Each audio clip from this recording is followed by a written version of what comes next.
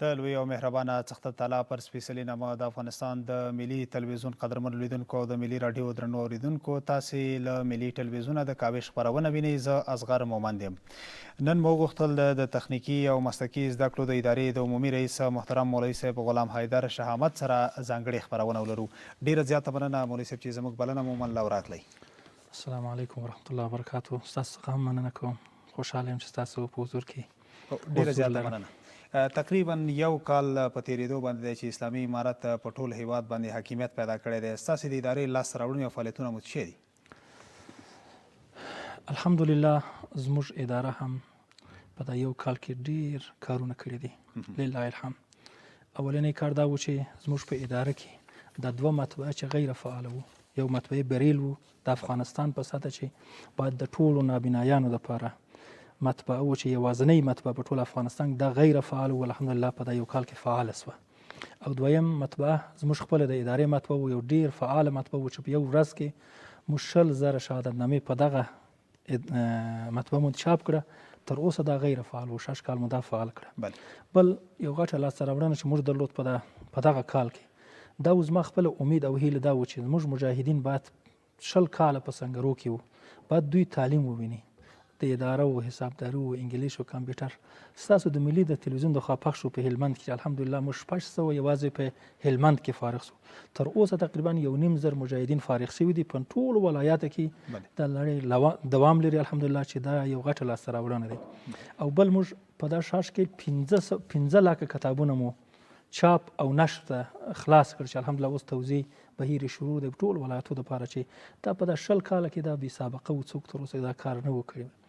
او نور د مرور مشترک په برنامه لرو چې تر اوسه یو غټه هیئتي روان دی په ټول افغانستان کې.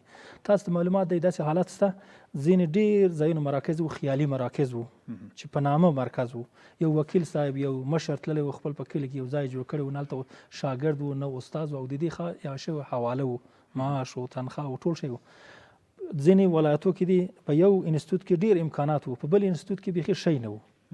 او ځینې یو استاد دلته خلاف رشته و، هلته موافق رشته و چې دلته تدریس یې کول.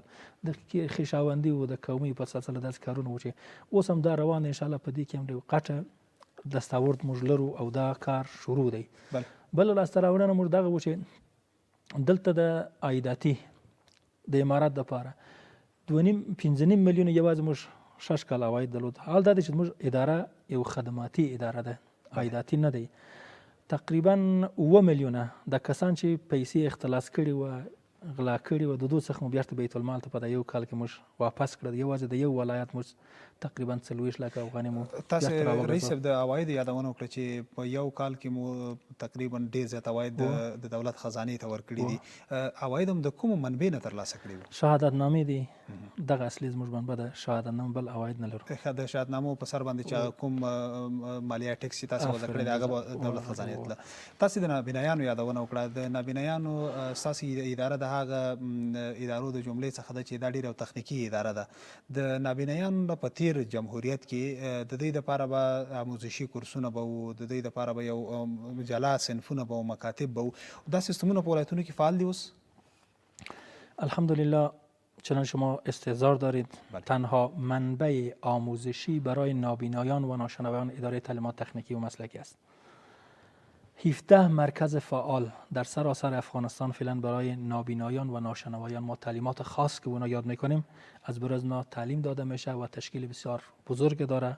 و حتی ترانسپورت نابینایان تا به حال در رژیم گذشته بود و در این رژیم الحمدلله در امارت اسلامی افغانستان برای ناشنوایان هم ترانسپورت اختصاص داده شد که تنها در کابل یک اینستیتوت نابینایان ما 11 کاستر در خدمت از اونها که به خانه ها میرسونه. بله او په ولایتونو کې هم دا سیستمونه مو فعال دي؟ الحمدلله است. اکثر ولایتونو کې پلانونه مو څه دي د بالخصوص د نابینایانو په برخه کې؟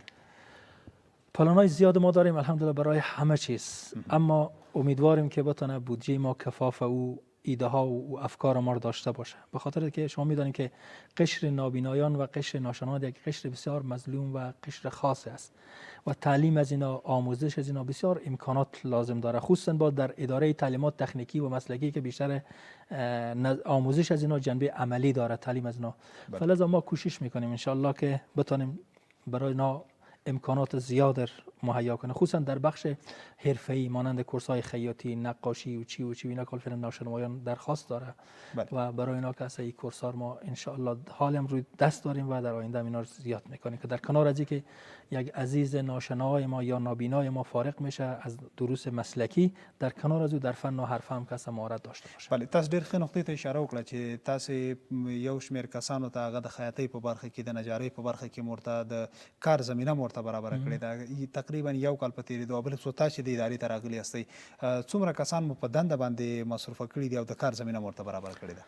یکی خوبی که اداره ما داره، فرقی که با وزارت محترم معارف و وزارت محترم تحصیلات عالی داره، چون شاگردای ما اکثرا عملگرا هست، دانش عملگرایی داره، دانش مسلکی که جنبه عملی داره، زیاد زود سر کار میره. اگر شما مصاحبه داشته باشیم از هر اینستیتوت ما میبینیم که به آینده بسیار امیدواره. میگه ما سر کار میریم. مثلا در هرات ما رفتیم، تمام شاگردایی که فارغ شده فعلا سر کار هست. در بیشتر در فابریکه صنعتی شرک، پارک صنعتی شرک صنعتی هرات در اونجا کار میکنن. در جاده بیزاد مرکز چیز برق و تکنیک، الحمدلله بسیار از شاگردان ما در اونجا کار میکنن. و در برق کابل اگر شما پرسان کنیم، بیشتر شاگردایی که فعلا اینا بیشتر مامورینی که داره از اینستیتوت آب و برق ما هست. در بخش حسابداری الحمدلله بسیار گام های پیشرفته داره. ما در همه جا، حتی نابینایانی که ما داریم بسیار مهارت های الحمدلله مهارت خاص داره پشت کامپیوتر. و یکی از نابینایان 15 جزء قرآن فعلا با خط بریل چیکار کرده، نوشته.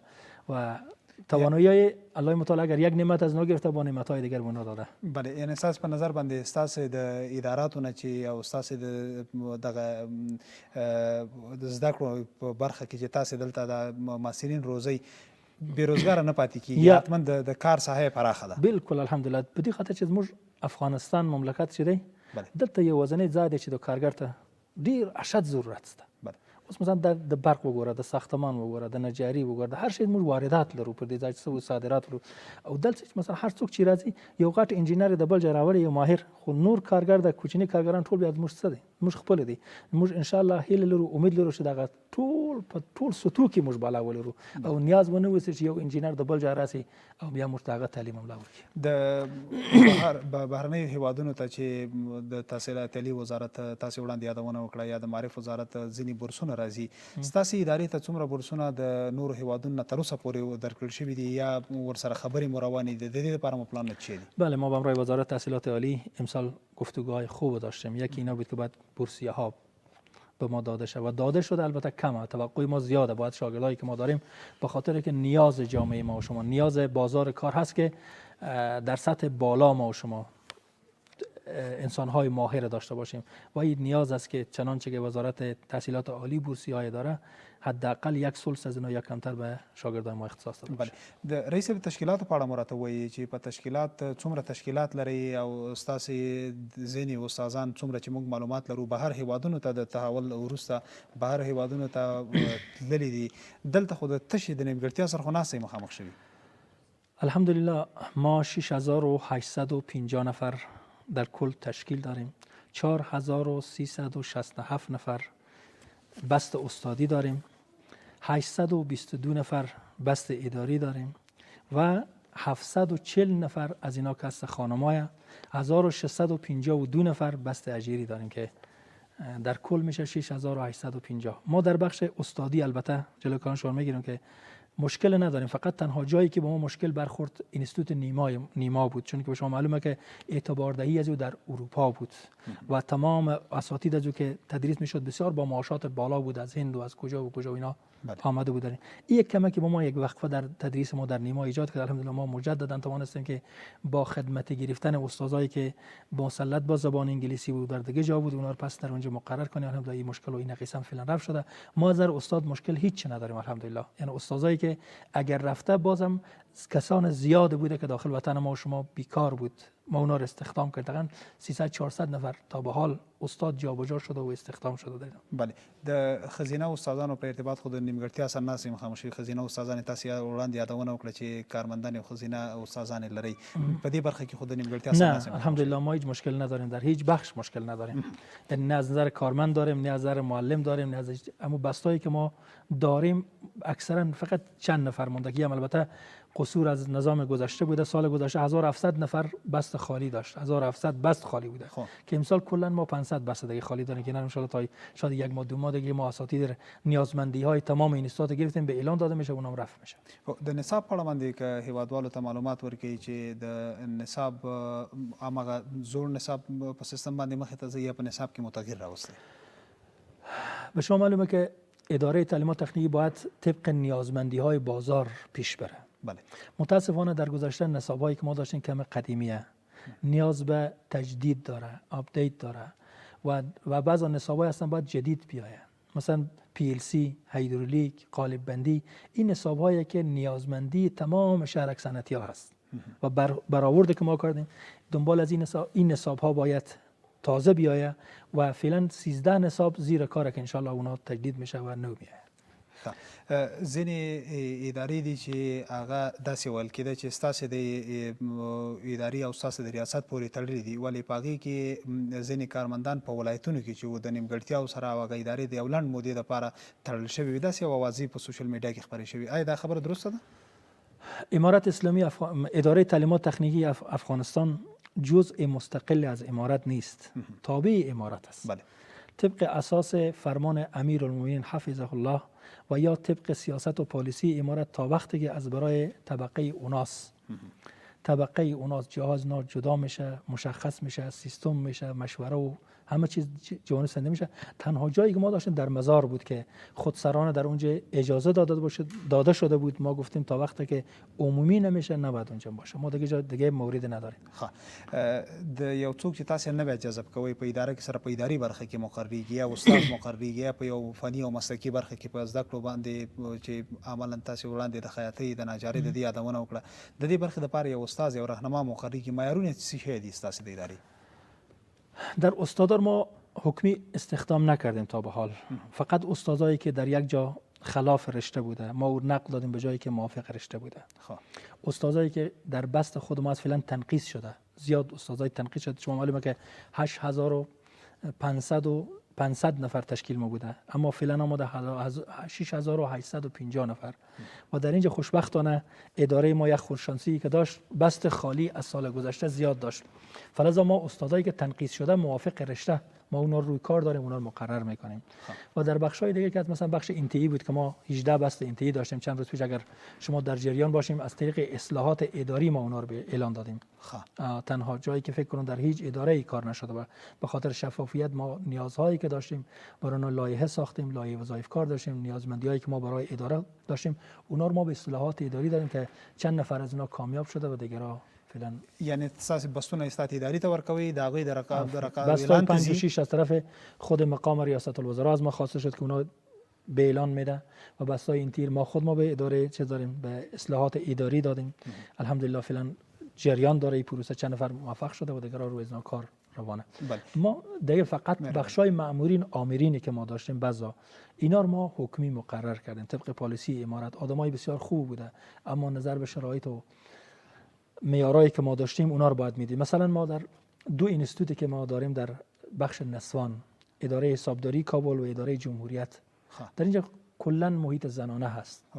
به شما معلومه که تقریبا 1000 نفر شاگرد داره جمهوریت، 600-700 نفر شاگرد داره اداره حسابداری.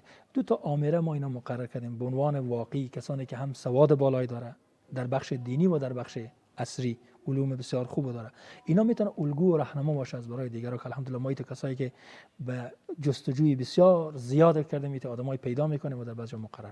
بله، د استادانو او د اداري کارمندانو د ظرفیت د لوړولو لپاره هر یو اداره یو پلان لري او پروګرام لري چې د خپل کارمندانو ظرفیت لوړ کړي.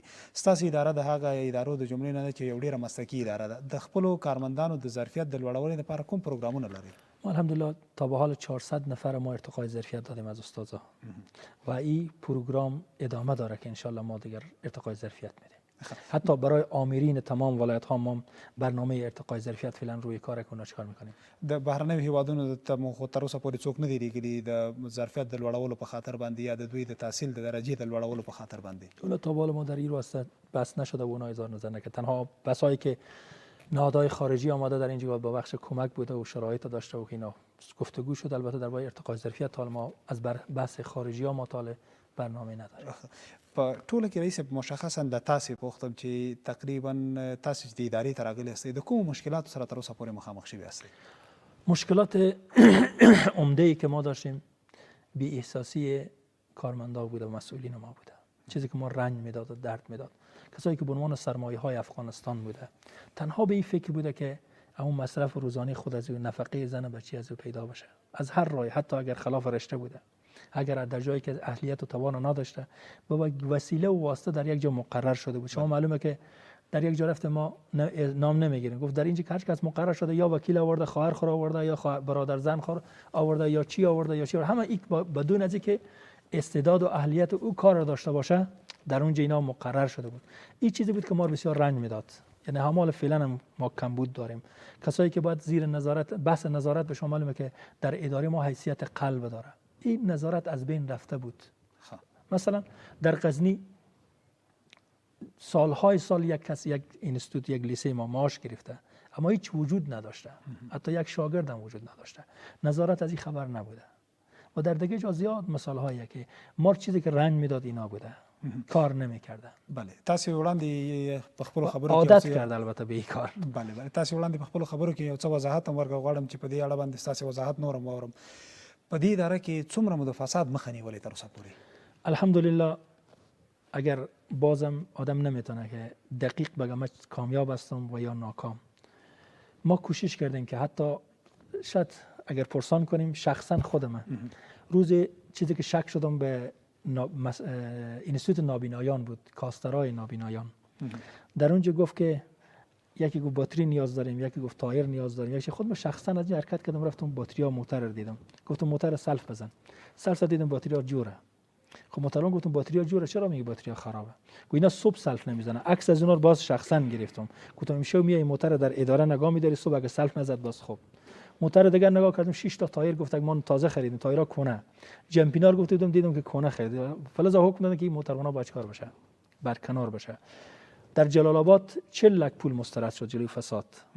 و اینا وقت از آمیر پرسین چی میگه؟ من نکردم اونا کرده، کارمندا کرده. تو به ایسا آمیر خود تو هم در اینجا دخیل بودی.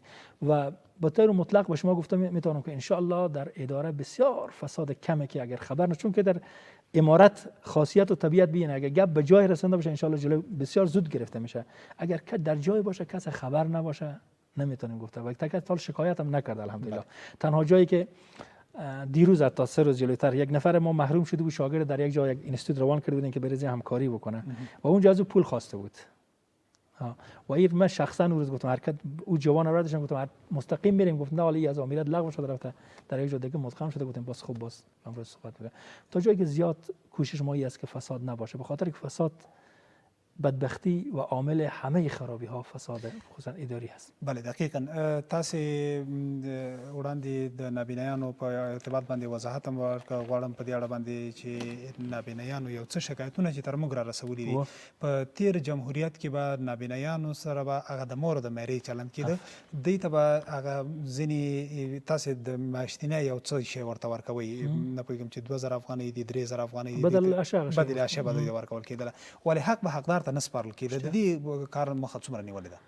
دام الحمدلله وسو موږ په بدخشان کې یو امیر مدلو دغه بدل شي مثلا و شاګرد ته پر شاګرد به داته امضا اخیستلی و چې مثلا یو ته 2000 ورکړي، یو 4000 ورکړي، یو 3000 ورکړي. دا ان شاء الله دغه امیر ملي ریکړه دغه ځای دلته هم دا کار روان دي په هر ځای کې ان شاء الله چې موږ خبر وسو د بیا بدل شي خو ډیر په شفافه طریقې ان شاء الله وشل کېږي چې هر څوک وسی بیا ډیر آزاد مشتسوي مراجعه کې هر شاګرد څو خبر نه وسی ډیر په آزادانه او ډیر په میړانه سوای چې موږ مراجعه وکړو ان شاء الله موږ په کلکه مخنیوي وکړو هر څوک چې وسی. دې برخه نه تر اوسه پورې کوم شکایتونه د ما ته نه راغلي، موږ ته نه راغلي. یعنی ولسته مو پیام داده چې دغه شان د مشکلات سره مخامخ شي تاسو را ورسې شکایت. بالکل په دواړو سترګو به یو ورځ هم زه خپل شخصا حاضر یم کې یو عسكر یو کوچنی خادم چې هر زه یوازې دغه ناشنوارانو ته اینستیتوت 15 واره زه خپل تللی. بله یعنی په یو اینستیتوت لپاره زه 15 واره تللی هر ورځ په ټیم او بغیر ټیم. په دې وخت چې خپل هغه اصلي مسؤلیت باید موږ وکړو، مسؤلیت ادا کو. موږ خپل د امارات کې موږ خپل ځان ته مسؤل وایو مسؤول د اداره، مسؤول د څه، مسؤول یعنی په دې معنی چې د ملت او الله تعالی ته موږ جوابګوی او باید جواب ورکړو. بله په ټوله کې رئیس صاحب راتلونکي پلانونه مو څه شی دي چې هیوادوالو ته په دې اړه باندې وضاحت ورکوي، معلوماتو ته ورکوي، راتلونکي پلانونو په اړه باندې څه پلانونه لرئ؟ در پلان‌های آینده ما یکی ان شاء الله اگر الله متعال ما توفیق داد، چون که گفتم ما تا به حال بازم اداره تعلیمات تکنیکی یک چیز دیگه بگم شما که دستاوردهای ما این بود که ما اداره در سطح کل افغانستان معرفی کردیم که تا به حال شاید شما اداره زیاد کس نمیشناخت و الحمدلله این کار شد، همه میشناسه و الحمدلله خوبی کال فعلا ما داد 4-5 کمیته عضویت داریم. حتی قبل از ما کسی در سطح بالا اداره نمیشناخت که الحمدلله یک کامیابی بود. و درباره نیازسنجی هایی که قبلا نشده بود، تمام اداره مصروف از این کارا خورد کرده بود. در برق در سکت بسیار پایین الحمدلله ما کوشش کردیم نیازسنجی هایی که ما در کل شهرک صنعتی ها کردیم اینا به رشته بسیار مهم اینا احتیاجی داره. بله. برق PLC بسیار پیشرفته و هیدرولیک و قالب سازی. به خاطر بعض تکنیک هایی که کمپانی‌ها داره با یک دیگه رقابت داره، اونا در جزئیات به ما نمیده، اما این سرشته نیاز مبرم ما و شما هست، وطن ما شما. ان شاء الله ما در آینده پلان ما در کنار هر شهرک صنعتی یک اینستیتوت بسیار تخصصی الحمدلله که این رشته هم تدریس بکنه در کنار از نو بسازیم. یک پلان آینده ما است.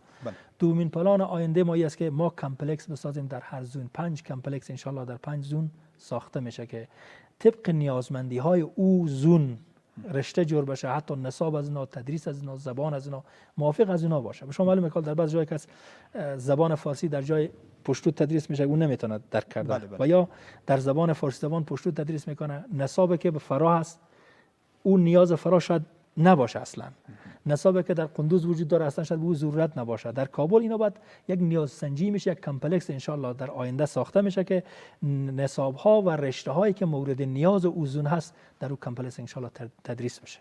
ډیره زیاته مننه رئیس صاحب چې راغلی، زموږ بلنه مو ومنله او په دې مهمو مسلو مو هیوادوالو ته معلومات ورکړل. کور مو ودان د وخت راکولو.